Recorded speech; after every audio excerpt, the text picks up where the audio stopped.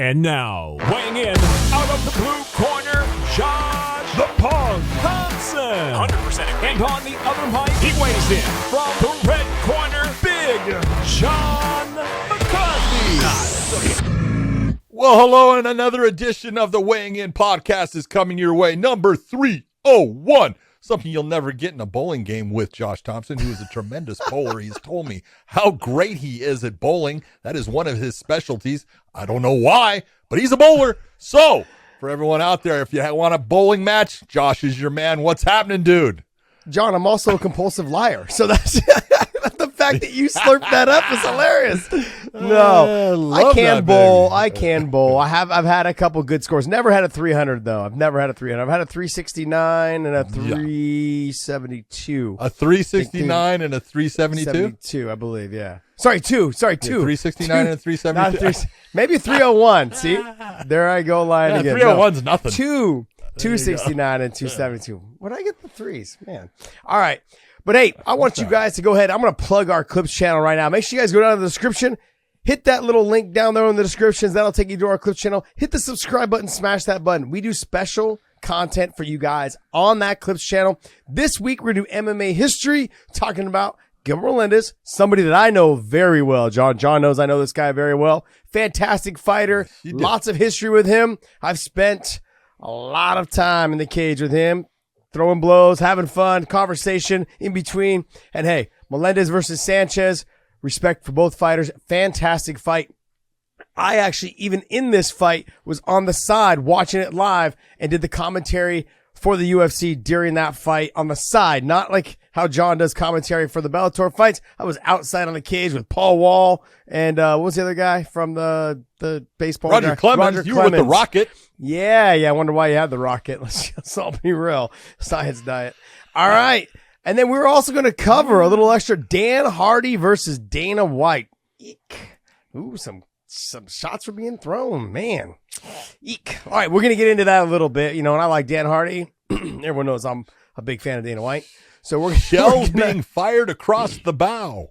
Yes, but these are two special shows that we're going to do that's only available on our Clips channel. So make sure you go down to the description, hit the link there, go to our Clips channel, hit the subscribe button, hit little notifications. You'll get rung up all day for our extra content that we do for you guys there. Dave's got a little history though he's going to pull up for us as well. And I sent Dave over a picture because it involves my man, Big John McCarthy. So go ahead, Dave. Let's pull this up. I was able to get that picture. Oh my God. Talk to me, Goose. That is a long time ago. This apparently, a fan sent this to me. I'm sorry, I should have kept his name on my phone. I didn't really.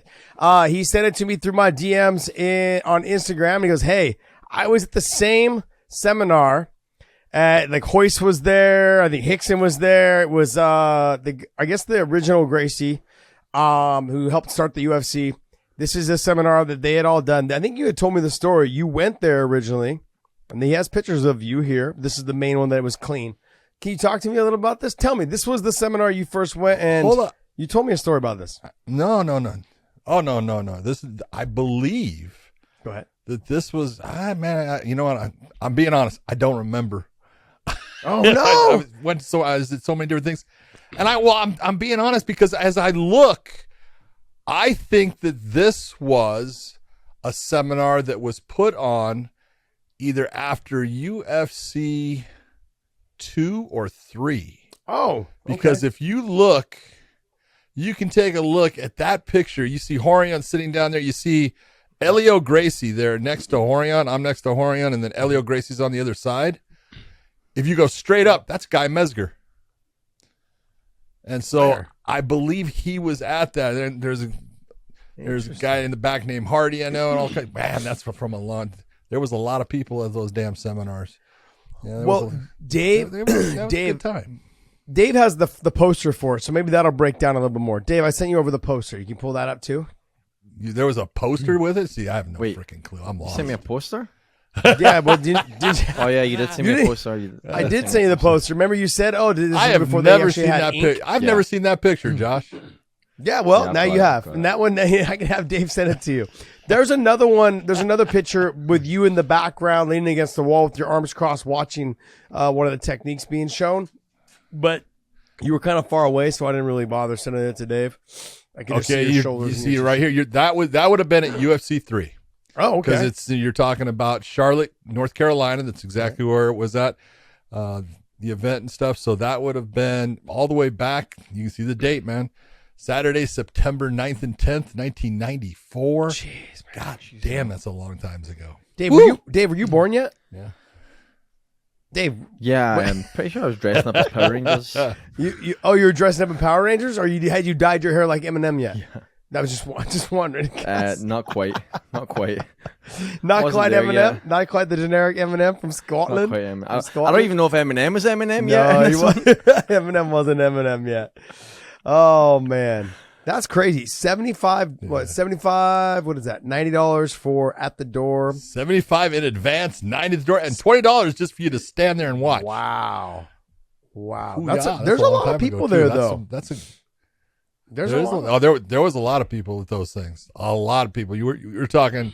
There was sometimes a couple hundred people in those rooms. It was crazy how many people would come to those. Wow, this is interesting. It's funny, Well, it's funny. The best part of it is, one of the great pleasures of my life, and when I say that, when it comes to jiu-jitsu, is the man there, Elio Gracie, was one of the nicest individuals you could ever meet. Now, he didn't speak good English, and I didn't speak good Portuguese, but we always had, conversations, back and forth with an interpreter and stuff. But he was, when I met him, he was 80 years old, and he would roll all the time. And so, and if you were rolling, he would tell you to come over and roll with him. And it was like one of the greatest honors you could have, but it was also one of the worst experiences you could have. Yeah. I mean, and I'm saying this with the utmost of respect because, look, he was 80 years old, but I'm telling you, he had a grip that was freaking incredible for an 80-year-old, man. He would hold on to that damn gi and stuff, and he would sit there and he would try to cross choke you all the time, right? And so you're sitting there and you're going, I'm okay. And you're like, I can't really do anything because it's like disrespectful. Yeah. Okay. And so you're just rolling with him, and it's like, this can get really irritating because he was strong. I mean, he would sit there and try to choke the hell out of you. And it was like, this is one of the greatest experiences. It's also kind of sucks, but I love the man. He was fantastic. John had no neck back then when he was trying to choke you with the cross collar. Yeah. It's like, no, I didn't. Oh man. But then what was the very first, how you got into this, right? Was you were a police officer at the time and you went to a Hickson? Yeah. Or which seminar did you go to for the first time and you saw someone get choked out? And then you demonstrated a move or something? What was it? My whole thing started, do you remember the Rodney King incident? Oh yeah. Yes. Yeah, I am that old, ladies and gentlemen. In LA, somewhere, that happened, I think, March of 91. Yeah. And from that, the LAPD realized, hitting someone with a steel pipe or a very hard rubber, baton is not the greatest way to get someone to comply. Mm-hmm. Duh. And so they put together this, what they called an arrest and control, and they put this martial arts review board, and for whatever reasons, I ended up being on that martial arts review board. And there was a demonstrator that came out, and I ended up doing something with him, and it didn't go quite well for him. And I got back up and sat down, and Rorion Gracie came up and sat next to me. And I had heard of the Gracies, but I didn't know anything really. I mean, I didn't know him by sight or anything like that. And he started talking to me, and he says, where do you train? And I said, well, I'm a police officer up here. He says, no, where do you train? And we just started going back and forth. And he asked me if I wanted to come train with him. And I said, yeah, I would love to. And when he said his name, I knew exactly what he did. I knew he was ground fighting and things like that. And he goes, so when are you going to come? And I go, well, just tell me the time. He goes, today. And I did. I went down there and I went and trained with him. And I rolled with Royce, and Royce armbarred me, and I fell in love with it. And that was the start for me, and that's how it all happened. That's so funny, man. I got my ass beat. I did good that day, and I got my ass beat that day, so it was all good. Oh man, yeah. I started at this small little spot up in Idaho, came back down, started training jiu-jitsu back down this way at AKA, trained with Frank Shamrock, and then I started getting pretty good at jiu-jitsu and had a wrestling background, a little bit of kickboxing. But it's funny because Hoist he was what, maybe 185 soaking wet, 75, 85. 180. 180. Yeah, it was 180. Somewhere around there, right? Yeah. So you had a guy who was about 180 armbarring you. How much were you about that? 240, 225, 230? 295. Oh, 295. 295. Oh, Jesus. I was huge. I was yoked. So I was not fat either. yeah, I've seen those Rocky. I've seen you in those Rocky shorts, man. Yeah, big legs, big back, big shoulders, no neck. I get it. Yeah. And then I remember I started getting better at jiu-jitsu, and then I was with the Zinkins had just merged with Crazy Bob, and all this stuff was going on for Zinkin Entertainment Management and with Bob Cook, and they had just signed Bobby Lashley, and everyone knows how big Bobby Lashley is. He's a big guy, and we were all together. Well, in Vegas. Bobby was big. Bobby was put together as a wrestler when he was he wrestled in college, but he wrestled 211s, but he looked like he was about 240. So yes, we were in Vegas all together one time, and we were goofing around or whatever, and he started fucking around with me, and right there, like on this chair couch thing or whatever, I armbarred him, and he couldn't get me off, and so he just lifted me up and then banged my head on the ceiling until I fucking let go. This son of a Oh, that's the best. Oh, I was like, you son of a bitch. So it was great though. He was like, man, and then, later on we were getting back after it again or whatever. And I tapped him, but it was funny. He couldn't, the second time was kind of in a different area in a suite. It was in Dwayne's suite the second time. And, the ceilings were a little bit higher. And so it worked out for me better that way, but it was funny, man. Yeah. But it's just funny because jiu-jitsu was created for the smaller guy beating the bigger guy. And it was. Yeah. And did it kind of open your eyes to that? This is the reality of the way that self-defense is going. It opened my eyes into the every guy that is competitive and been in like wrestling, and you get that. No one's beating me. Yeah. And I got to a certain point where I had boxed for a while and wrestled and I felt really comfortable with everything. And then when I went with Hoist, it was, I was crushing weight down on him. I was, just smashing, and he was very calm and relaxed, and that kind of bothered me. It bothered me that I was not affecting him in a way. And then when all of a sudden, he swung into the armbar, and my arm was getting stretched, and I realized I'm fucked right here. And I tapped because it was, the whole thing was, supposed to be, hey, we're just going to, roll and train. But I realized if he can do that, there's somebody else out there that could possibly, I got to learn how to do that. Yeah. And it was one, it opened up a chapter of my life that I'm living now. Let's just be honest, because if it wasn't for that moment, I was lucky enough to, there's all kinds of things with the family there. And to this day, I will love Hoist forever. Yeah. Hoist is one of the best people you will ever meet. He's great. Love him to death. Love his brothers. Hickson's one of the greatest individuals you will ever, have the rare opportunity to spend time with if you do. And you just see what kind of person he is. Mm. Just phenomenal. And so, the old man was that way. Yeah. He was just, incredible. And to see what, the guys that were, we're talking toddlers. We're talking younger than your age kids. Yeah. Those were, Huron and Henner when I met him, and Halleck was just, a toddler. It was like so crazy to see that, them as young men and see what they're doing now and stuff. So it's all good. A lot of history, man. A lot of history. That was what? Yeah. This was what, 94 it says? Yeah, 94. So UFC 3 in 94, which is crazy because, I started training in end of 96. I think 96, end of 96, I started training. I had my first fight probably end of 97. So a year later, I had my first fight. Yeah. That's a long time. And you think the sport was just getting started, John. I remember, dude, it was infant stages. infant stages. Just put So many things that happened and went on that they're things of the past. But though like I said, as soon as I saw the picture, I go, oh fuck yeah, But I didn't remember that. Yeah. Yeah. All right. Well, it was. I mean, That's I'm great. glad. I can't Whoever remember the said guy's it, name. thank you yeah. very much. Yeah. So we'll get that picture over to John so he can try to post it. What's up, buddy? Podcast Dave. Don't you think it's crazy how like there's so much history there, right? Like 30 years ago almost in that picture, sports names and say blah blah blah.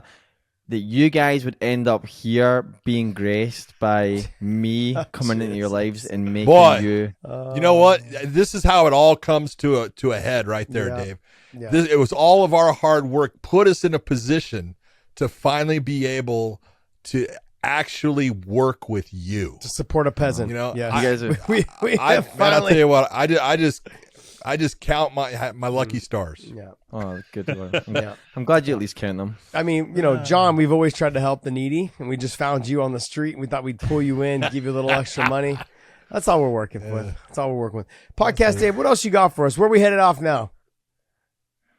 All right, so now we can get into some fight talk, and look at UFC coming up this weekend. That UFC was Vegas fight 60. talk. Yeah. It was fight talk. Dave. Okay, I'll give you that. The only part podcast Dave heard was Bobby Lashley. That's all he heard. He didn't hear anything else than what we were talking about. That's true. I said Bobby Lashley. Oh my God. Yeah, I even wrote it down in my notes. That's Oh my God. Oh my goodness. So we have UFC Fight Night 213, Kattar versus Arnold Allen. well, This should Vegas 63. what? They call it Vegas 63. it's Apex okay. Vegas 63. All right. Yeah, Okay. yeah. Sorry, my bad. It says UFC Fight Night 213, but I don't It know. does. It does. okay. Technically, it is fight night 213, Okay. but the UFC call it. Yeah. Okay. So we have Calvin Kattar versus Arnold Allen. This should be a good fight. Look, John, Should be a great fight. you really kind of opened my eyes to Arnold Allen. I mean, you've been getting a lot of things wrong lately, but this is one guy that you haven't been wrong on. Okay, so I'm leaning towards Arnold Allen, somebody who is 18-1. I mean, he's been really coming into his own as of lately, and Calvin Kattar seems like he's kind of started finding his way back after the Max Holloway fight. Because I was a little concerned about him after that fight in terms of would he be the same guy when you take shots the way he took shots in that fight. Those kind of fights take years off your life. Not only that, but they change the way that you approach the game. And I was really surprised. He did have a little bit of a slow start in his next fight, but then he came on and started having some good performance. He started having started kind of fighting the way that he was. He just seemed a little gun shy early in his last fight. Then he got the rhythm and looked good. Arnold Allen, though, right now, it just seemed like the confidence is on track. He really brings a lot to the game. I think he's also going to be I wouldn't say significantly bigger, but he will have, I feel like, a size advantage against Calvin Kattar. Well, ladies and gentlemen, this episode is brought to you by mybookie.ag.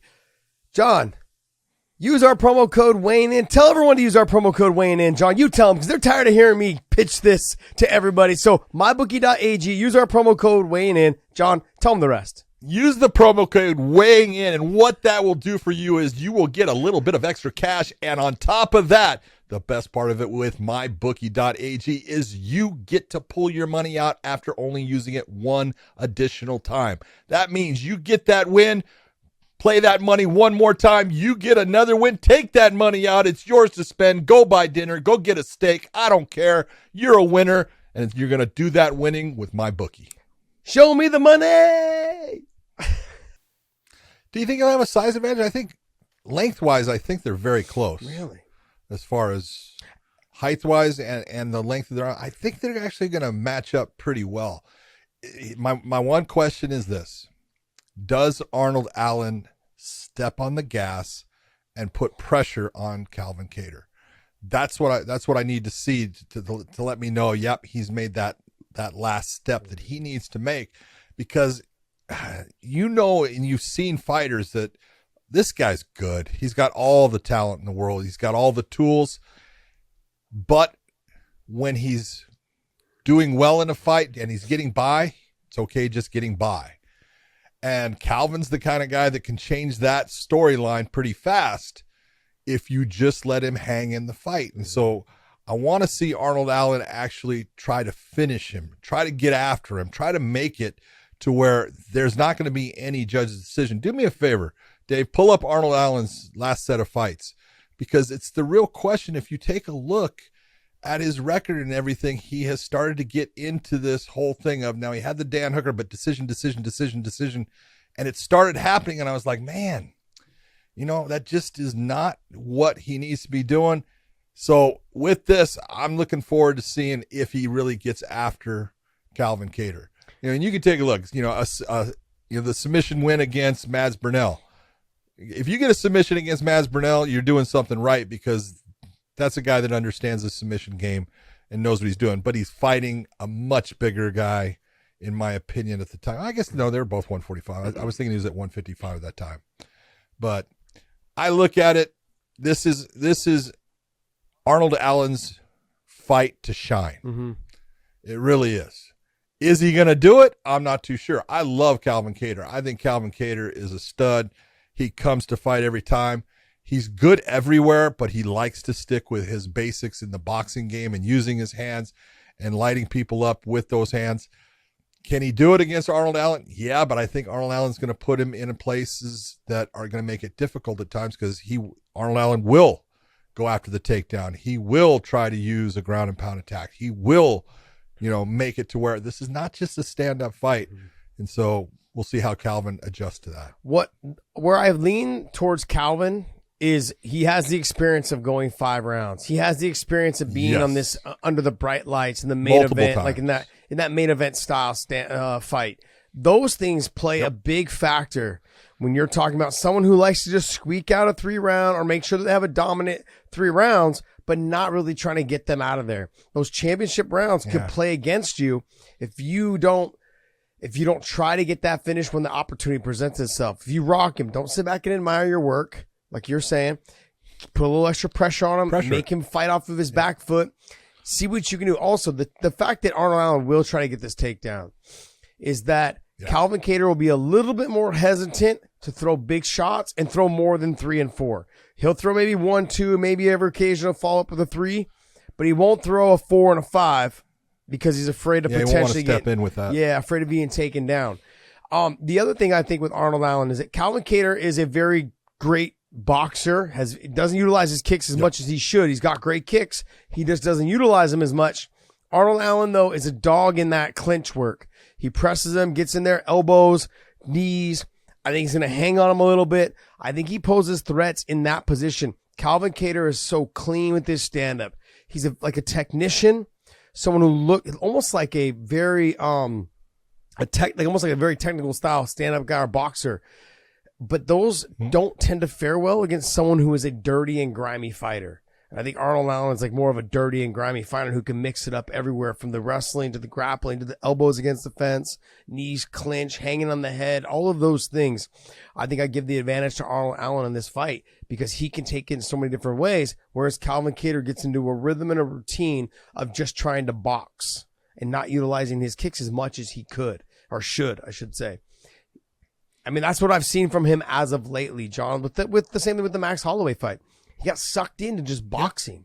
Use more kicks. Get in there in the grind. Well, and that one almost got it. That one almost got into who's the better boxer. Yeah. But when you're not winning that, you got to make some game changes. It's an MMA fight. But you got to make some game changes when you're not. Absolutely. You got to be able to adapt during the fight when it's not going your way. And he wasn't able to get it to work. And there was no changing as the fight was going on. It was getting worse and worse as the fight went on. So. I'm going to lean towards Arnold Allen. Look, confidence is key. Can you pull up Calvin Kattar's record? So he's the Max Holloway. I think he's had 2 fights since then, correct? There's a little bit of since Max, yes. Yeah, there's a little bit of a lag. He had a beautiful win against Giga Chikadze, and then he had the really tough fight. A fight that a lot of people thought he won. Against Josh Emmett, so it was close. Yeah, it was close. It was a close fight. But see, look at that. His last 4 fights have been 5 rounds, John. That's a lot. Yeah. That's a lot of fights and a lot of experience in those championship rounds where Arnold Allen doesn't have that experience. And understanding, look, will Arnold Allen also will he be someone that, I rocked him, but oh no, if I go too hard, am I going to get tired in the 4th and the 5th round? Calvin Kattar's not worried about that. He's put in the work, and he knows he can go a hard 5 rounds. He knows it. Arnold Allen may believe it, but will he be able to achieve it? I know that's kind of cheesy what I just did, but Ooh, very nice. but it's one thing to believe it, but can you achieve it in that kind of situation where you know that Calvin Kattar can take a shot, he can survive on the ground, he's a dog, he's someone that will fight you everywhere, he'll defend the takedowns well.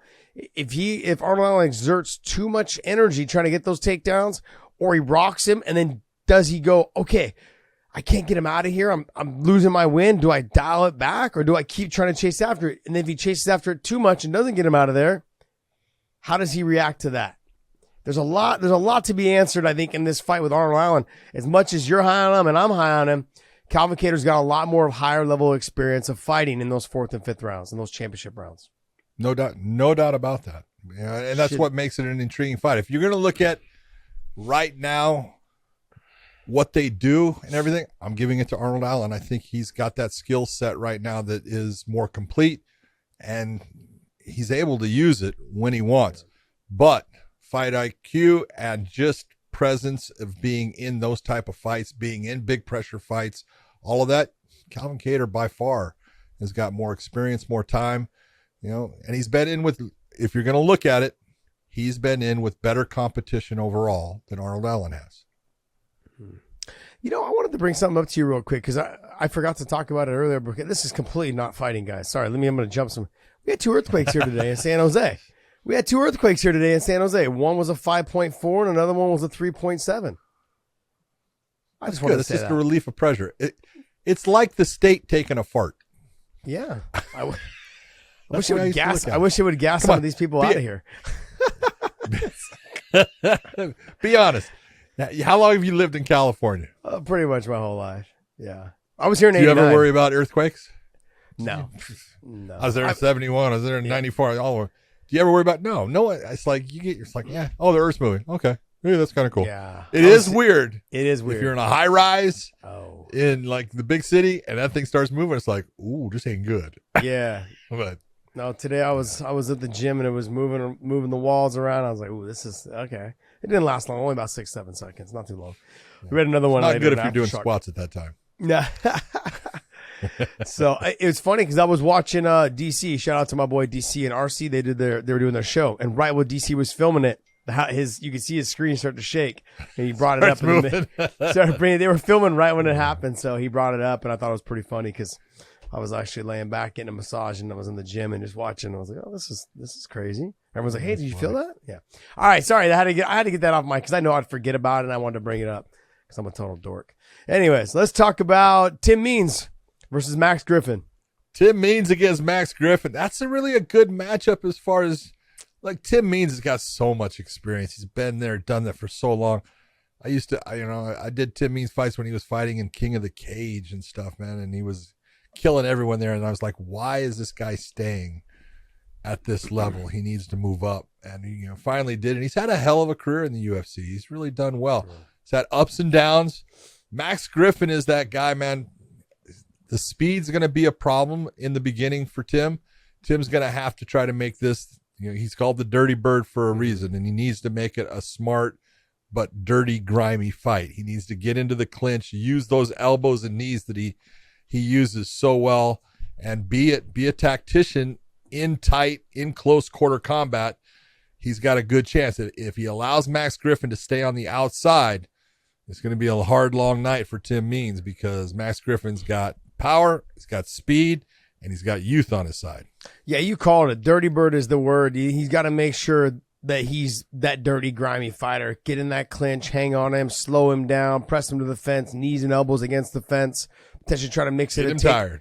Potentially try to mix it a takedown or a trip or something along those lines to keep him off balance. But that's the way he's going to have to make it. Slow the more athletic and the faster fighter down by being grimy on him. Kind of how I was talking about with Arnold Allen and Kattar. Kattar's a technician. Well, Allen's got to get on him and hang on him, make him work out of every position. I think if Tim Means can do that and slow Max Griffin down, he'll have a good chance of getting that win. What's next? Sorry, my eyes are bad. Yeah, you got Waldo Cortez Acosta versus Jared Vandera at the heavyweight. This is one of those ones you're looking at. Look at Cortez Acosta is the guy coming up, undefeated, 7-0, I believe, at the time. Vandera's been there in the UFC for a little bit. He's got the background there, but I think that they're looking at Cortez Acosta, who we've seen fight before, as, this is a guy that could possibly be, part of the future in the heavyweights. He's got good stand-up. He will go to the ground. I think with Vandera, it's going to be more of a stand-up fight overall. I think you're going to see them slugging it out. Look, Vandera's got a shot at landing a big, a big haymaker. He's got heavy hands. He doesn't kick a whole lot. He will kick at times. He's got a good chin, but we're going to see what happens. This heavyweights, all it takes is one. John, I'm going to skip over the Josh Friend fight and the Trishan Gore. I like the Dustin. I like the Dustin Jacoby fight versus Khalil Roundtree. Yeah, and I like also that's a great fight. I also like the Phil Hawes and the Litzy fight. Great fight. Yeah. Those two fights. But go ahead. Let's go ahead and talk about the Jacoby fight and Roundtree fight. First off, look at Khalil Roundtree came up as a kickboxer. Josh, you know that. Yep. And he lived off of his kickboxing, and it was always guys that were able to take him to the ground were the guys that gave him problems. You remember when they brought in Gohan Saki? Yep. Remember when Gohan Saki, Gohan Saki, part of freaking K1 and Glory and all those things, killing everybody. Who'd they put him against? Oh, they were going to, send Khalil Roundtree out there as a sacrificial lamb, and he knocked him the fuck out. Khalil Roundtree He's got power. Fucking fight in the stand-up, and he does have power, and he's got fast hands, and he times things well. Dustin Jacoby, been a kickboxer his entire life. He is on a run now. Was he a 6-fight win streak in the UFC? Pull up Dustin Jacoby's record for me, Dave. I can't remember if it's 5 or 6, but I'm thinking it's 6. Jeez. This guy, you talk about, I love the name. Is it 4? No, because he had the draw. Okay. But so take a look without it. 1, 2, 3. What is that? 8. 8 wins with 1 draw against Kutalaba. Man, and that was one where he was putting it on Kutalaba, and it ended up being a draw based upon a 10-8 round that he got. But he's been fantastic for the UFC. They keep putting him in fights. He's never turning anything down. This is a great matchup. It should be a stand-up fight. Yeah. Dustin will, I think, try to actually take it to the ground more than Khalil will. But I don't think it's going to be often. But this should be just a fun fight. Yeah, I think it's going to be an exceptional fight. Roundtree is someone that doesn't like to take a step backwards. He's not going to try to let someone bully him around. He will try to land the big shots. He will try to bully him around. It should be a fun fight. I think look for action-packed from beginning to end. These guys come out, take the center of the cage, and whoever starts moving backwards is potentially going to probably start losing this fight. The Phil Hawes versus Roman Dolidze. How do you say his last name? Dolidze? Dolidze. Phil Hawes has been looking good. I know he had the fight with Duran, and he was getting into it with DC in the center of the cage. I know there was a little respect afterwards. DC handled that well. He handled it better than a lot of people would have. He handled that well. He handled it brilliantly. Yes, he did. He handled it well. You didn't beat me. Just remember that. Dude, you didn't fight me. Just remember that. I don't know who you think you're talking to, son. But no, yeah, it was right. No, it was good, though. Good stuff. Phil Hawes looking good, though. His stand-up looked clean in that fight. His ability to stuff takedowns, get takedowns. He's a talented wrestler. He's got good power. He just had that one performance. I can't remember who it was against, where he just hung out against the fence, and it was like one of those fights that everyone's like, what is this kid doing? He's got all this talent. He's had multiples of those. Did he? He's had multiples. I only saw that one because I didn't really care to watch him after that for a bit. But then he had a couple of fights. Phil Hawes came out. If you remember, he was like the second coming of John Jones because he trained with John Jones. Yeah. And I think they actually wrestled at the same junior college. And everyone was looking for him, and he came on the Dana White Contender Series, and he got freaking toasted. Yeah. And it was like, well, I don't want to say he got toasted. He got beat in that fight. And then he got a couple of fights in there that every time they tried to put him in there, just didn't, wasn't able to perform. And it was almost like, there's those guys that you look at and you go, man, in the gym, this guy is phenomenal, but you put him under the lights and they start to just tense up and they just don't flow the same. Well, he's got it now. He's not worried about the lights. You know, he came into Bellator. He got a couple of good wins. He went back to the UFC, and he has done very well. He's had a couple, minor setback there, but a couple fights that he was, in trouble on, a couple of them came back. He's really in a flow right now, but he's going to have a tough go. He does tend to get a little tired. Yeah. And that wrestling tends to tire him out. Well, he's got a guy in Roman that's going to work on that cardio with some wrestling. Yeah. John, Andrei Arlovsky is fucking still doing the thing. He's still doing the thing, man. He's amazing. He's fighting Rodrigo de Lima. Not a good fight for him. No. It's not a good fight for him. But John. Let me say this. Yeah, but. And like, I'm the first guy that said, I would like to see Andre hang it up. Mm-hmm. But if you take a look at his record, No, I get it. he's been winning. I know. I get it. And he's got 54 professional fights now. And in his last 5, he's 4-1, isn't he? He's 4-1. Yep. 4-1 in his last, and that one loss is to Tom Aspinall. Yeah. Okay, so it's not like he's been fighting, and he's been actually fighting well, and he changed his style of fighting. He went from being a guy that was a knockout artist type of fighter to, hey, I don't have the chin to stand there and throw haymakers against someone else throwing haymakers. I need to box, and I need to just put volume on people and get my wins, and it's been working for him. And so I got to look and say, I don't think that, first off, the man he's fighting in De Lima, big puncher, big power. Yeah. And if he lands one on Andre's chin, Andre's going to sleep. Yeah. But if Andre can move and slip and just keep on tagging him, De Lima does get tired. And if he gets tired, he's got a chance. De Lima will possibly take the fight to the ground. Doesn't seem to do it a lot. He tends to like to use his power. We'll see if he tries to take Andre down. Andre's not easy to take down.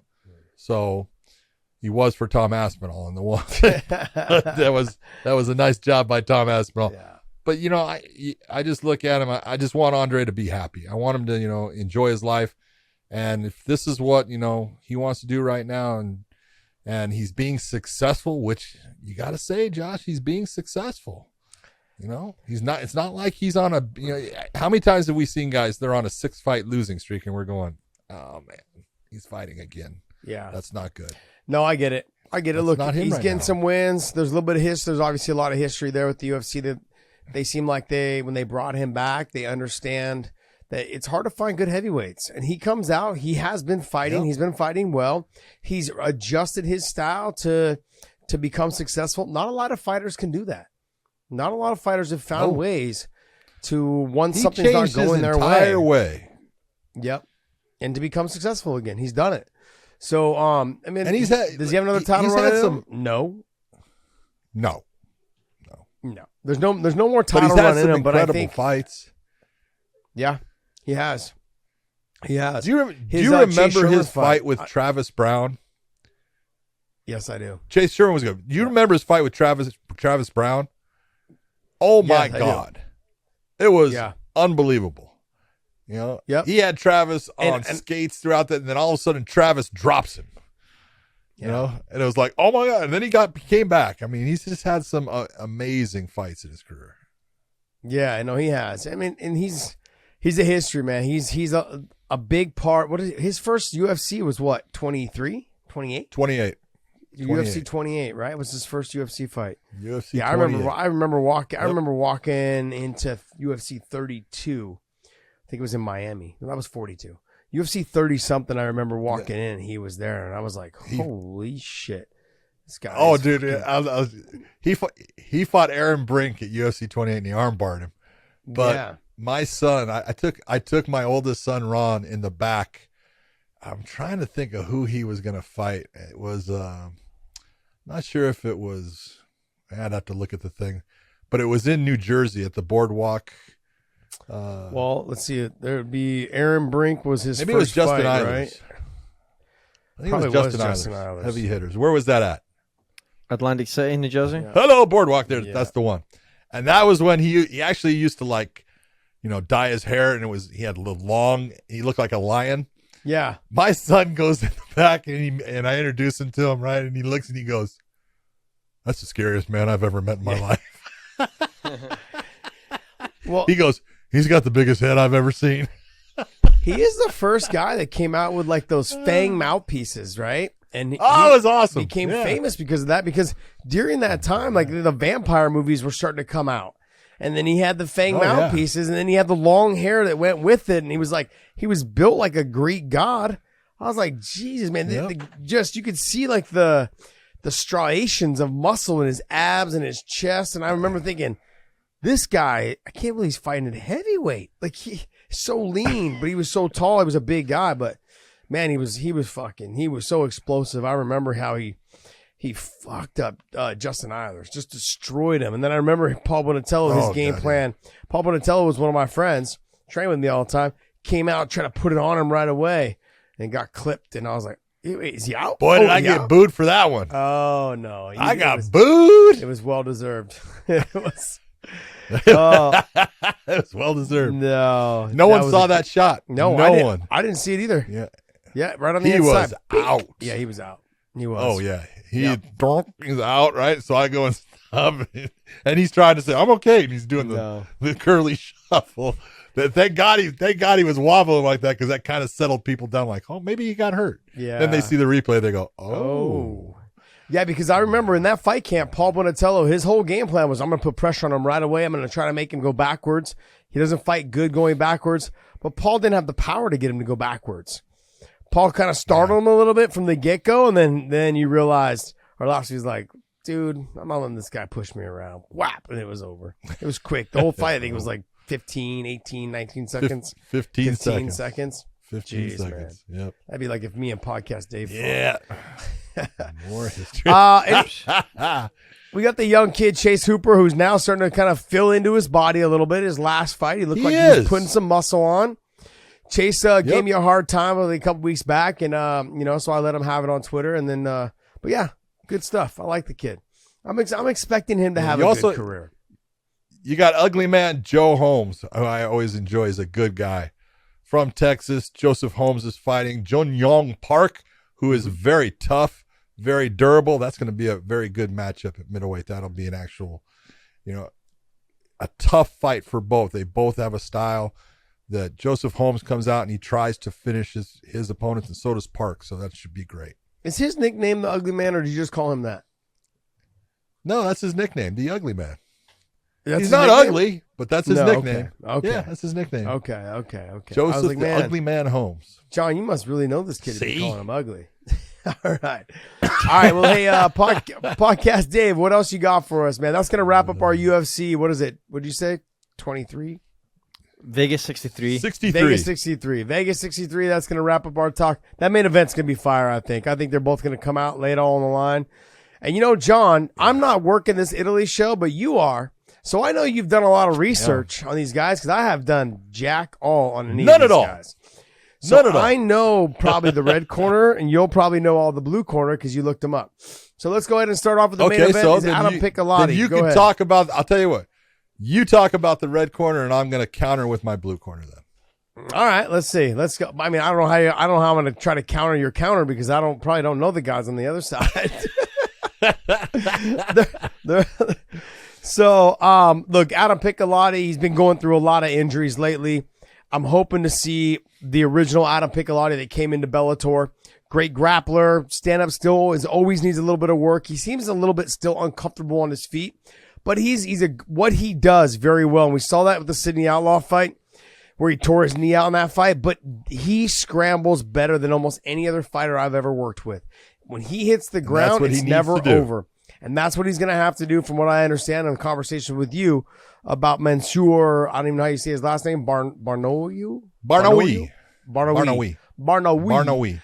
But Adam Piccolotti is a fantastic grappler. He works really well. I've seen him multiple times with Islam Makhachev, Habib, all the other Dagestan fighters out of there, Mamedov and Abu Bakr.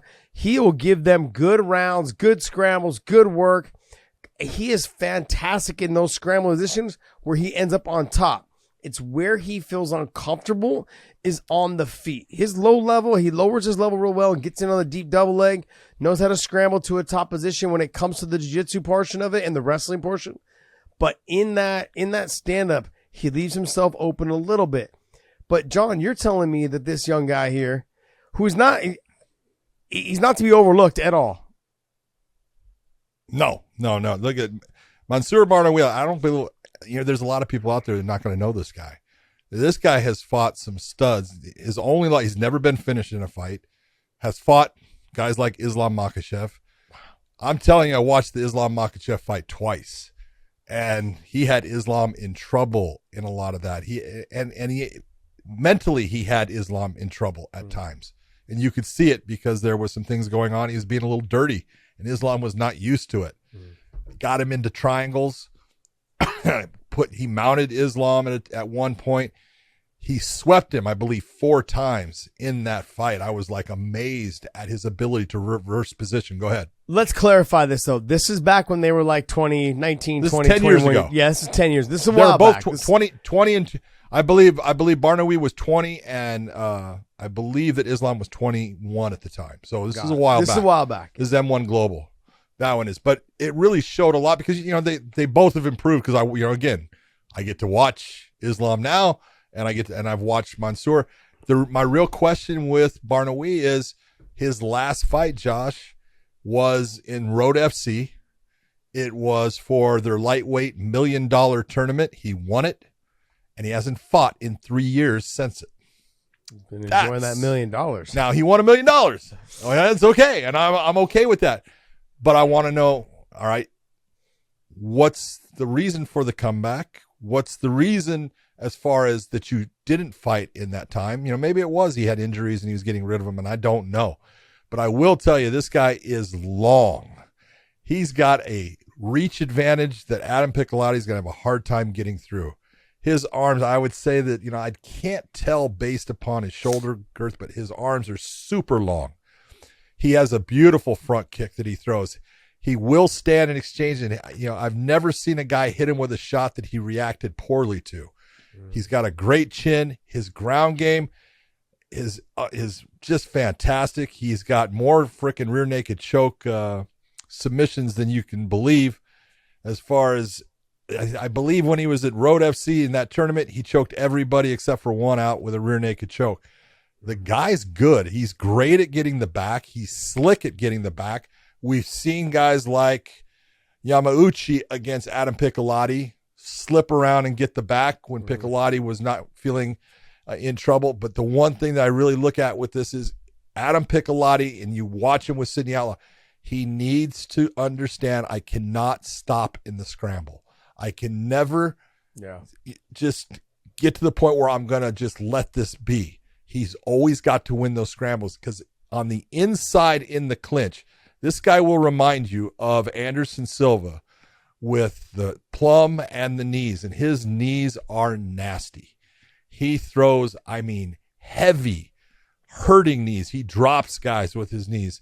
This is a guy, I didn't really know who he was. And in watching this guy fight, this is what when we talk all the time, dude, there's people out there that are fighting that are unbelievable that you've never seen. Well, this is one that I had never seen. This guy can fight. So, list off, he's got 4 losses, but his 4 losses, one is to Kevin Lee, one is to Islam Makhachev, and one is to, the other one was to who? Mateus Gamrot. Who? Oh, Gamrot. Mateus Gamrot. So Gamrot, Gamrot, and then there was another one. Ivan Bashir is the other one. Yeah. Ivan Bashir is the other one who's a great fighter. And 4 guys that are just killers. And those are his 4 losses. All of those, except I want to say Ivan Bashir's is somewhere. I think Ivan Bashir was the last one. It's somewhere around 2014. Got it. Might be 2015. I wonder why he hasn't fought. Oh no, Gamrot is, and that was in 2016 because there was back to back. That's right. I wonder if he ran out of money. I don't know. If he did, congratulations. Yeah, right. I hope you had fun. Enjoying your life, man. Well, we'll see what happens in that fight. What other fight you got on this? You got Fabian Edwards and Charlie Ward. That's really, when you're looking at it, you're looking at technician against brawler. Yeah. The Sal Rogers versus Tim Wilde will be interesting. Tim Wilde is a tough individual. Sal's incredibly strong. Yeah. And if he can get into Tim and take him down, he's going to maul him on the ground. Well, the way I look at that fight, though, John, is that Saul Rogers, he will tend to slow down. He will. He carries a lot of muscle. He has got up to 55 now, but he carries a lot of muscle. He does slow down. And as this fight goes on, if Tim Wilde, he's that guy that bounces around in front of you, makes you miss, makes you work. He'll concede the takedown. Just pieces you up. But he'll make you work from the top position to hold him down. He'll try to knee and elbow you. He'll fight from every direction. Tim Wilde's one of those guys. He's kind of a little wild, but he makes you work in so many different areas. The Saul Rogers going to have to be able to find a way to slow him down, control him, hold it, get to his back and control the position. Don't try to force anything. Just keep that back control or keep the mount. Tim Wilde's going to make him work, and so Saul Rogers is going to have to make sure he doesn't blow his wad in those first 2 rounds, because that 3rd round could end up being a 10-8 if you let Tim Wilde start setting the pace. Should be a fun fight. True. Justin Gonzalez coming off of a narrow win against Kai Kamaka, going against Andrew Fisher, a guy that's got a ton of talent as far as, been in the game for a long time, older individual. I don't want to say that, but it's just true. Was coaching, came back to fighting, but he's super talented and very good in the grappling game, very tricky in the stand-up game. I just don't know the speed of Justin Gonzalez, the wrestling of Justin Gonzalez is going to cause Andrew Fisher some Justin problems. Didn't look all that great, though, against Kai Kamaka. He should have done more. He could have done more. Kai posed some threats to him. He got by the skin of his teeth in that one. Justin Gonzalez, I think, from the Aaron Pico fight, he needs to continue to fight the way he fought Aaron Pico. He did. I know he came up short in that fight. That's his one loss. But he just needs to fight that way. That's the way he needs to fight, because he possesses all the talent, the wrestling. He possesses the top control. He's got great stand-up. It's got clean stand-up. He's got great cardio, and we saw that in the Pico fight. Because one thing that Pico has, he's got cardio. He will push you and try to break you with his cardio. And Justin Gonzalez was there with him the whole time. He just couldn't get the timing of what Aaron was doing, the way that Aaron was mixing it up. If he goes back to fighting that way, there's going to be anybody in that 145-pound weight class having a hard time staying with him, because he's very talented, Justin Gonzalez is. I agree. David Gallon, who's just had an outstanding run in Bellator. Even before that, he's I want to say this, he's got a 5-fight win streak or so. Yeah. 4 or 5. Going against Daniel Scatizzi, very good on the ground, fights out of SBG in Dublin, Ireland. But Gallon is like 5 wins in a row. One of those being that Ross Pearson Rolling Thunder kick. Yeah. He had the great fight against Kane Musa where he opened up a huge cut on Musa. Knocked out Charlie Leary, and Charlie is a zombie. He's hard to get rid of. Got rid of him fast. So he's been on a roll. Yeah. It's going to be interesting to see how he does. He's fun. He's fun. When he was in judo background, very, very good judo. Yeah, and then his last fight was in May, right? We were in France, in Paris for that, correct? Yeah, Paris. Fantastic. Yes, we were. He's a performer. Lime bikes, baby. Lime bikes, baby. We fucking tore that town up on the lime bikes. We tore it up. He's just fun. He's a fighter that when the crowd when it gets rocking, he gets rocking. He fights off the energy of the crowd. So if you guys are listening to this in Italy, make sure you guys let him know that you love watching him fight, and he will deliver. He's fun to watch, man. He's just all around good fighter. He's good off of his back. He's good at defending the takedowns, and he's definitely good on the feet. He's just fun. Great fight. Yep.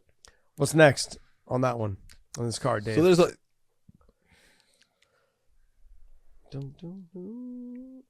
Simon. I think the one fight that's really I'm looking forward to, and I don't know why it is in the position it's in, but Costello Vanstinas is on his return. You're talking about a guy that is one of the best middleweights out there, going against another guy who is a stud in Camille, and I know I'm going to screw this, Odznachuk, but what the hell was that? Odznachuk. I tried to listen to the damn ring announcer. And the ring announcer spoke a foreign language, so I was like, well, that's not freaking working. Yeah. I didn't learn anything from his name, but the guy can fight, man. He's good. Long, tall, lanky. He's got power in the stand-up. He's got good wrestling. He's got good wrestling defense. it's going to be a very good battle between Vanstinas and Camille. Castelo Van I got the Steenis first name is down. probably one of my favorite fighters that we have ever signed in Bellator. Not only to me is he's he good. just has Mean. that, huh? He's mean. Yeah, he's mean, but he never stops moving. He constantly tries to put the pace on you. He throws nasty knees and elbows from everywhere off of his back, from the top position in the clinch. He's a fun fighter. I'm a little concerned because he is coming back from that long layoff from the knee surgery. And so we saw him at not this last Dublin show, but the Dublin show before that. And he was just coming back from being able to walk and be able to do things. So I'm looking forward to his return. I don't understand why he is so low on this, though. 7-5. Yeah, that doesn't make any sense. It doesn't make any sense. So, and then you also have Luke Traynor, who's way down there as well. Now, I know Luke's coming off of his loss, right? Luke's coming off that loss, his first one of his career. Coming off a loss to Simon Bion. Yeah, and Bion is tough, and he's up there. Bion started making up the rankings a little bit. Not so much rankings, but up the card. And let me see. Who else is on this card here? Yeah, that's pretty much everyone that I would have known without having to look them up. Well, then you have a really good fight, and a guy you've watched a couple of times in Nicolos Sully. Yeah. Against Burama Kamara. If you remember who Burama Kamara is, he's the guy that you talked to Brian Miner, made the stop of the fight. That was the kid that he was getting beat. And had the big knockout against that guy that was winning the fight.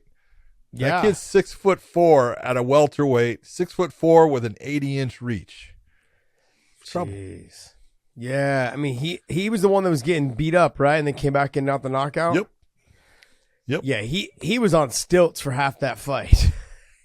Yes, he was. He was on stilts. I was like, holy shit! And then he came back, and I was like, man, but that was one of the most exciting fights that I had seen in a long time. It was a great fight, and it was back, and that's how that Paris card kicked off. Was two big time fights. The first two fights just got the crowd going, and that crowd actually, which was crazy. That crowd, that arena was almost full by the time the first fight started. It was, and I'm thankful that arena was almost full by the time that first fight started, because those first two fights were probably the two best fights of the night outside of the main event, the co-main event. Yeah, I mean, it was good. They were great fights. So I'm glad the crowd got to see that. Anything else on this card, John, for Bellator? Nope. That's good. Let's go. All righty. That's going to wrap up our Bellator talk, and let's get into some news, right? Is that what we got, Dave? Or we have one other fight to talk about. Nope. We got another card. Oh, we got another card on the same night. All on the same night. All on the same night. Big fights going on. You're going to be staying home watching fights. Showtime has Bellator, and then Jake Paul versus Anderson Silva. Am I being forced to watch this? Really? You're not being forced to. No, I can't. But you will. Now, John, you and I, we kind of part ways a little bit on this. I'm not sure that Anderson Silva is going to win this fight. I have a little bit of doubt. That's okay. I understand. I have a little bit of doubt. I don't know. Who do you think the faster fighter is going to be? I think it's going to be Jake Paul. Who do you think possesses the more power? I'm going to say Anderson. And who do you think is the grittier fighter? I'm going to say Anderson.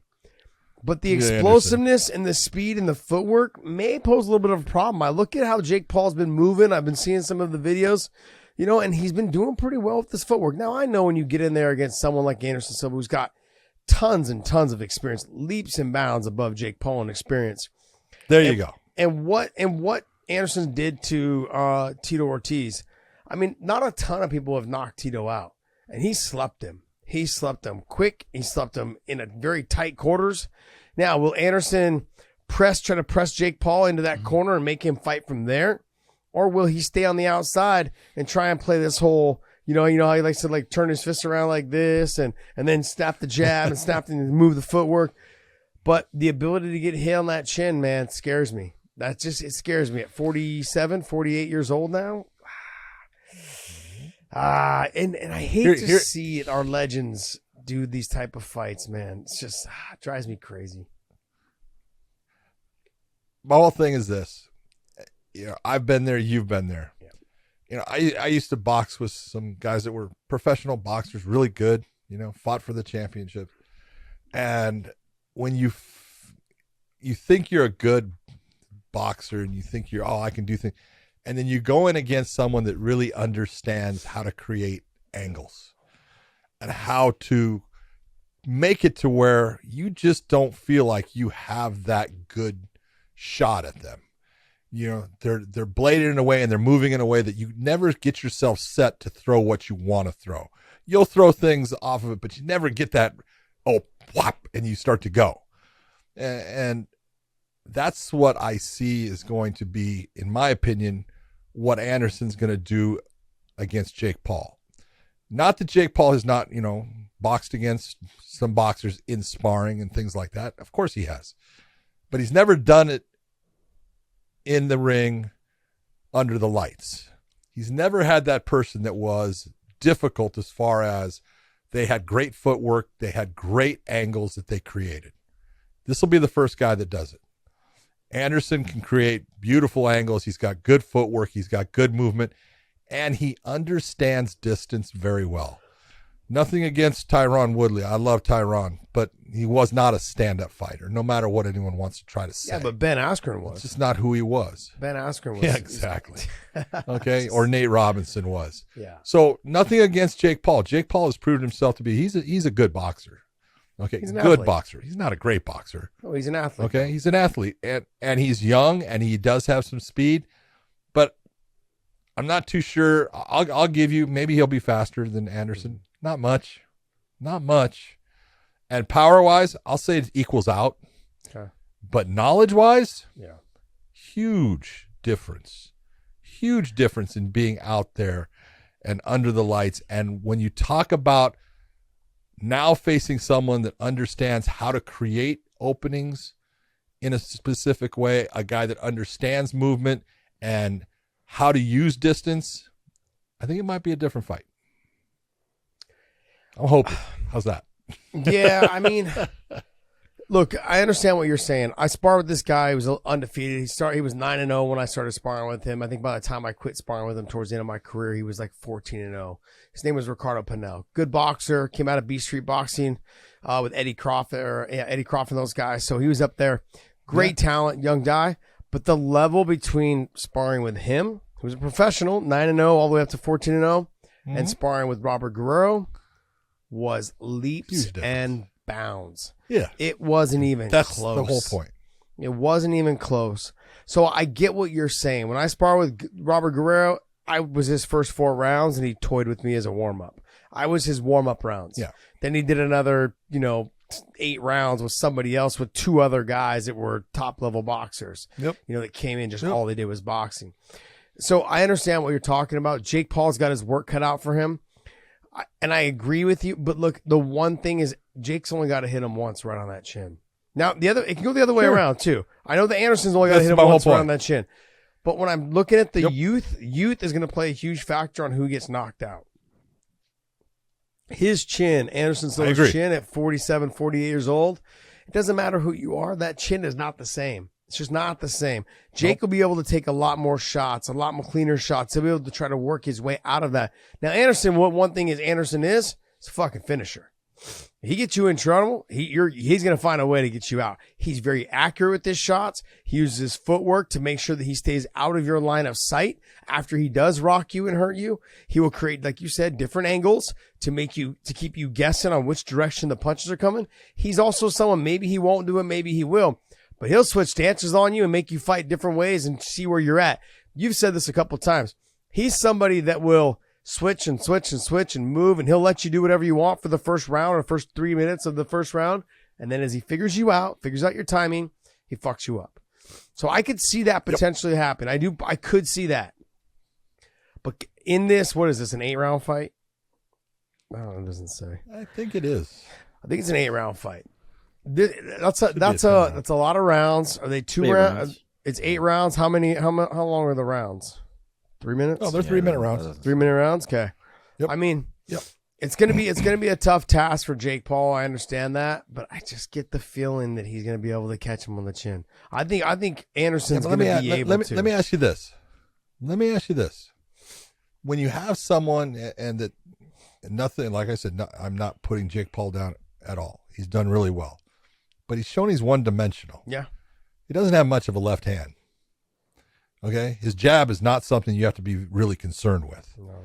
It's not a fucking, a piston-like jab that really fucking pops you back or anything like that. He uses it to paw out. To do what? Set up his right. Throw a big looping right. Yeah. Okay.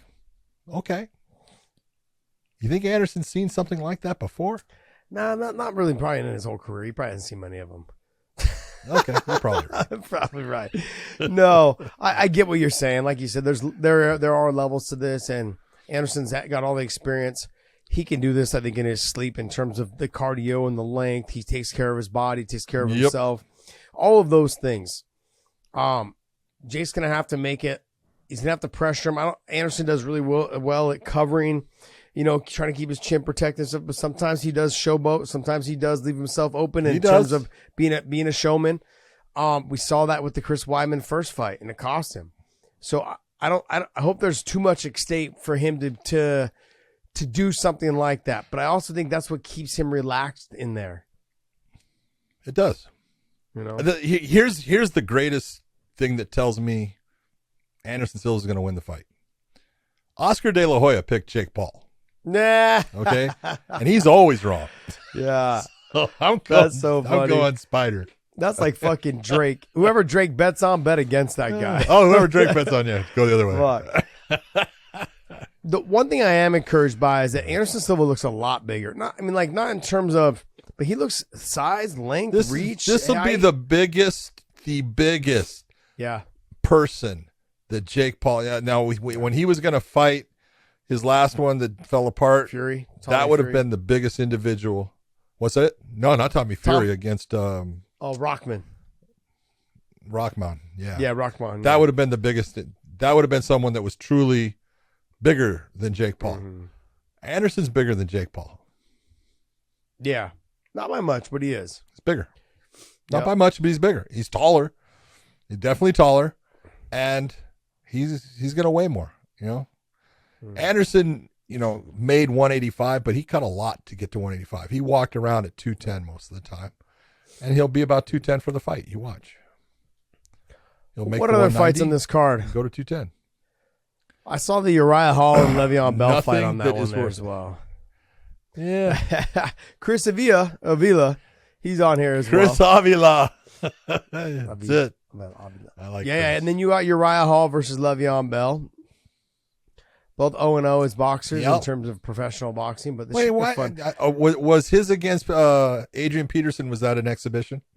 I believe so. Yeah, I mean, obviously they're 0-0. Yeah. So I think Uriah, I think is gonna be the smaller guy. Le'Veon's a big guy, but it should be a fun fight. It should be a fun fight. I'm interested to see. Uriah should be able to touch him up, but we've seen Uriah not fight to his potential. I watched Le'Veon. Le'Veon, he's all right. And it's not going to be an easy go, but Uriah should win that fight. Should. All right, next. Yeah. What else you got for us, Dave?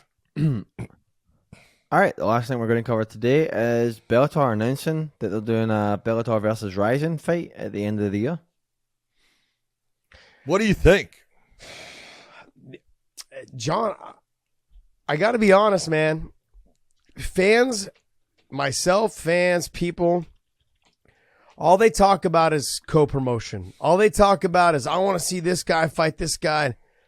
I got to be honest. This is something that is going to have to, this is going to start to separate these promotions. This is the greatest thing that has happened in the world of MMA in the last 5 years. I don't know, man. I'm a little hesitant. Why? Don't you love that Rizin is saying, we believe in our guys. We want to prove that our guys are the best. Absolutely. Bellator is saying, we believe in our guys. I mean, because they're not neither one's taking chump change and putting them out there. They're putting champions. Freaking guys that are holding titles. Yeah. They're putting guys that are holding titles. Yeah. This isn't, when we talked about. It's freaking unbelievable, Josh. So when I was on Rogan, I said, hey, why don't we take fighters from each, and Joe's like, oh, why would you do that? Like, why would the UFC do it? And I agree. That's fine. But I said, well, then don't have champions fight. Have like your number 2 or your number 3. Like here, I talked the other day about trades. I said, Robert Whittaker hasn't been able to beat Izzy. Yeah. Let's go ahead and trade Robert Whittaker for somebody that's young and talented, maybe a Fabian Edwards. Switch him over, see what happens. Like, give me Robert Whittaker, because Robert Whittaker, I can build something in our promotion, build a name value, and you get a young talent that potentially is going to rise to the top, and you'll have for a lot longer. It can bring you in more money. Something like that would to me was exciting. This is another level of excitement because I'm excited for it, and I think this could potentially change the game. If promotions like PFL, Bellator, and Rizin decide to start all doing this with each other, thank you. It could start to change the game. It could start really getting rid of this monopoly of the UFC. It could. This is a big jump. This is a big jump for both. This is a big risk for both promotions. Because if you risk for both. It's huge.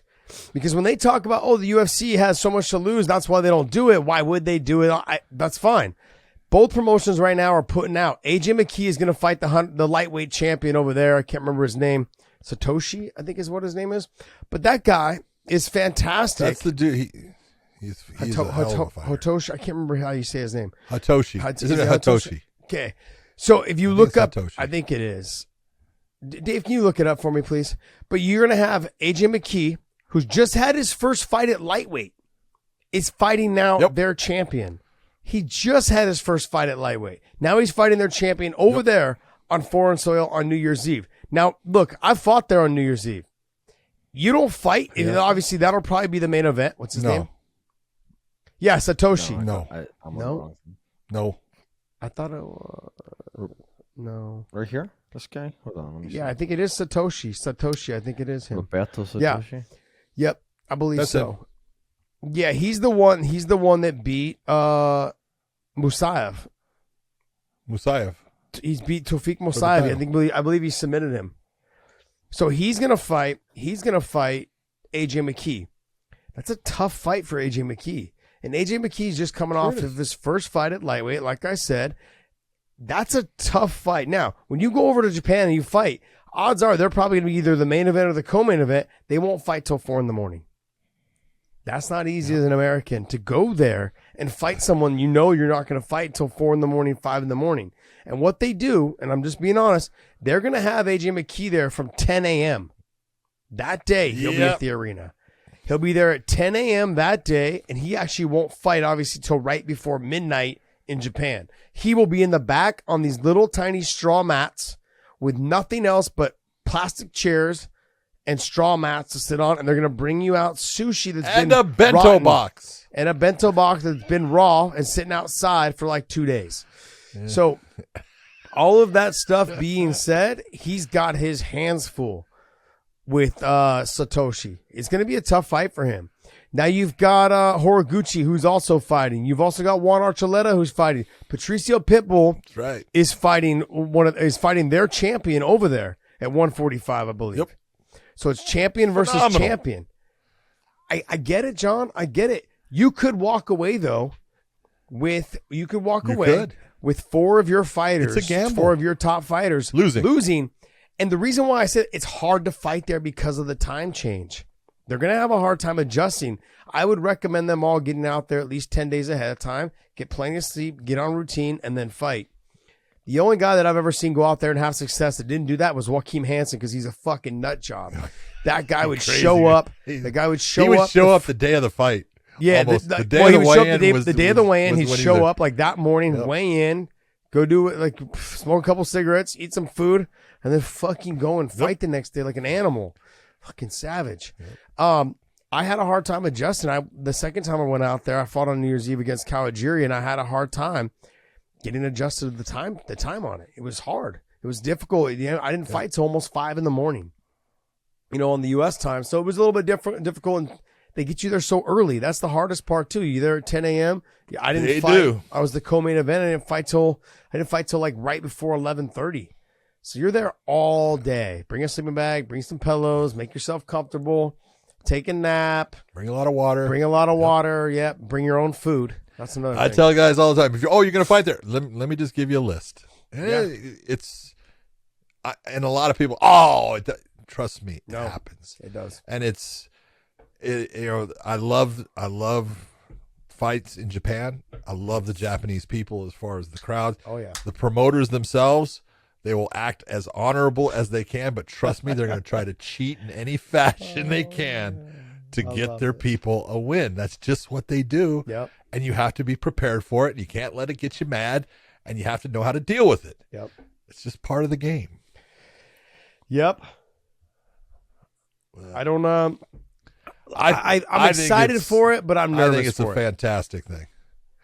Well, I just look at it and say, hey man, this is what it's supposed to be. Yeah. It is great that you have a promotion in Rizin and the promotion in Bellator that say, you know what? We are willing to say, all right, let's see. Yeah. I would love for the PFL to do the same thing. I would love for one to do the same thing. You know, if the UFC doesn't want to do it, I understand. Okay, I'm not going to sit there and put them down or anything like that. There's a big gorilla out there. They can decide, if they want to do that or not. Mm-hmm. But for others, how is it not great to see that talent intermix? Because this is, all the people sitting there saying stuff, look at the UFC right now. Yuri Prochaska is 3 fights off of being the Rizin light heavyweight champion. Mm-hmm. 3 fights. Yeah. He was the Rizin champion. That's when he sucked, according to everybody, because he wasn't fighting in the UFC. Now he's really good. Okay. What's funny? There's John, good fighters everywhere. Is I was texting with Coker the other day, and I said when he had sent me the flyer for this, probably about 3 or 4 days ago, and he's like, "What do you think?" Yeah. And I said, "You're taking a big gamble." And he's like, "Why do you think?" And I'm like, "Well," I said, it's a big deal. I said, "This is something that fans and fighters have always wanted. They've always wanted to fight in Japan." Yep. Because they feel like that's kind of how this sport really started to take off, was when Pride was around. And then on top of that, there's a lot of nostalgia there for a lot of these fighters that are coming up right now. Like, I've always wanted to fight there. But I said, you're taking a big gamble because you could walk away with all your fighters losing. And you know what his response was is, look, I put them in the best scenario possible to shine. Their job is to win. And as a promoter, he's right. You can't ask for anything else. You have a promoter who is doing the best he can to as put a you fighter. On a you huge can't platform. Ask anything more of your promoter. Yeah, yeah. He's not. I would say he's not protecting them, but he is protecting them because he feels like, look, my guys can beat your guys. Now it's up to you to go out there and prove it. And he's always done this. When I fought Kalajiri, I was part of Strikeforce. When Gilbert fought Aoki, he was part of Strikeforce. He's brought over guys from Japan to fight guys in Strikeforce, and he's sent guys from Strikeforce over to fight in Japan. This is the way it's always worked. I mean, he sent me over there right when I came out of the UFC 2004. He sent me over there to fight in Pride Bushido. Fought over there. And then again, when I was in Strikeforce, he sent me over there to fight Kalajiri. And then he brought Aoki over to fight Gilbert in Strikeforce. He is willing to mix all these things up. He's willing to go ahead and take a chance. He's doing his job as a promoter to promote the fighters the best he can. And I can almost guarantee these fighters are getting paid. These fighters are getting paid because it's always happened like that, where to do this show, they're going to do huge numbers in Japan, huge numbers. So it's going to be a big deal. This is going to be a huge show. And this is where I'm going to talk about. This right now is up to the media to do their fucking job. Their job is to promote the shit out of this, to let everyone know that this is what we've all wanted. How quiet are you guys going to be now? This is your job to promote the shit out of the fact that 2 huge promotions with 2 extremely talented, a group of talented fighters are mixing up with each other and bringing you some of the best fights you're going to see in 2 of the biggest promotions. It's up to them. Are you all just going to sit back and bite your tongues because you know you won't get credentialed at the next UFC if you guys cover this and build this up? I just want to know. I'm calling all of you fuckers out. I'm calling every single one of you guys out. Are you going to do your job? Are you going to talk about these 2 big promotions, champions versus champions, number 1 contenders versus another champion? They're bringing their best guys together to put on a show for everybody, for the fans, for the media, for everybody. Are you guys going to sit quietly? Are you guys going to talk about it? Are you going to do your job? That's my question. I'm throwing it out there to all the media. Are you guys going to do your job? We're going to find out. We're going to find out who has the balls to go ahead and say something. I'm just glad you said that because I couldn't have said that. I'm going to say it. I'm going to say it. Nice job, baby. Yeah. So That's really what it comes down to. Look, wrap up the show. we're going to wrap up on all that positive talk right there. We're going to go to weighinginpodcast.com, pick up some of our merch. We've got the hoodies, man. It's getting cold outside. It's actually cold here in California. I know it's cold where John is. He put an actual heater, a fireplace thing in his little studio. I got a fireplace. He's got a fireplace in his studio. And so go to weighinginpodcast.com. And also, don't forget to click on the link down below in the description to take yourself to our Clips channel. There's extra shows that we do there. Hit that little bell. And that bell will notify you when new clips drop. And John and I do extra content just for that channel that's not available on our main channel. It's also not sound bites from our major show that we're doing with you right now. This is special content that we do for there. And so just make sure you hit that bell, hit the thumbs up, like that, hit the subscribe button there. John, take us away.